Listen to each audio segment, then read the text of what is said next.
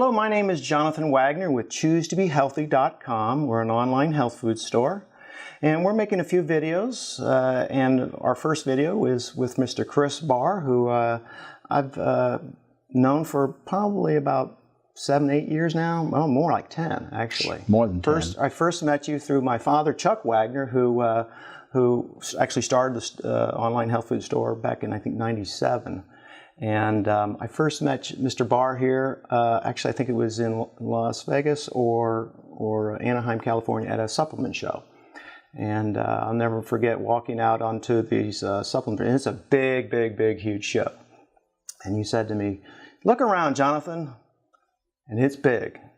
Vast majority of these supplements are useless, but I don't want our government telling us what we can and can't take. And that really always kind of stuck with me. And so if you could tell us a little bit about yourself. You're a natural food historian, and you've helped a lot of people. So if you can kind of give us a little background about yourself and how you ever came into the nutritional world, especially in the whole food nutrients. That'd be great. Well, back in the 1970s, it's really through my wife's first pregnancy. Everyone wants what's best for their child, and my wife's pregnant, and so I began to look into one thing and another, and part of it wasn't much nutrition, but it came to that after the birth of my firstborn. And I just started looking what to me made sense, to look at nutrients from food. And I didn't realize when I started that people talked about that, but they didn't really do that. And that nutrients primarily were created in laboratories, or what they call nutrients to this day. I don't call them that. If it isn't from food, it's not a nutrient. They're ground up rocks, they're petroleum byproducts.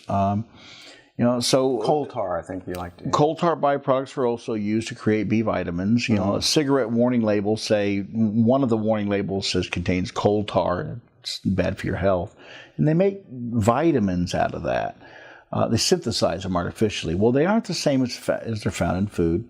I just started, looking, and it's been a life since then of what I've had people now tell me is a revolutionary idea. I wasn't trying to start a revolution. It just made sense to me. Nutrients should be from food, and there's a difference, and your body knows the difference between nutrients from food Amen. And what are called nutrients that are made by man. They aren't the same. They don't look the same if you examine them with color chromatography, nuclear magnetic resonance imaging, even under an electron microscope. They don't look anything at all alike, even though they have the same chemical makeup. They're physically different. They're bioelectrically different. They're biophysically different. Okay? So I found this since. I didn't know that when I started. It just made sense to me. Again, this is back in the late 70s? Late 70s starting, and really my foundations in the early 80s, and finding what a difference nutrients made from food. More than 95% of all of the nutrients in the marketplace are not food. And of the 5% that are called whole food, more than half of those are the same 95% mixed with a little bit of food. So it's a very small amount that are actually grown and packaged, vitamin this or mineral that, or multivitamin, multimineral, that are food. You can count on one hand. And again, there is a difference, and your body knows the difference between nutrients grown versus those made in a laboratory.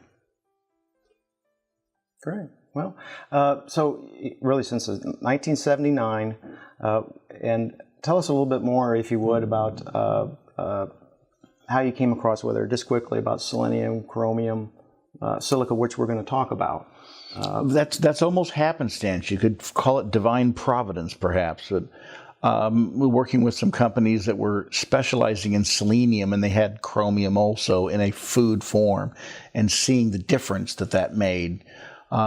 And again, I was looking for food nutrients, and it was hard to find.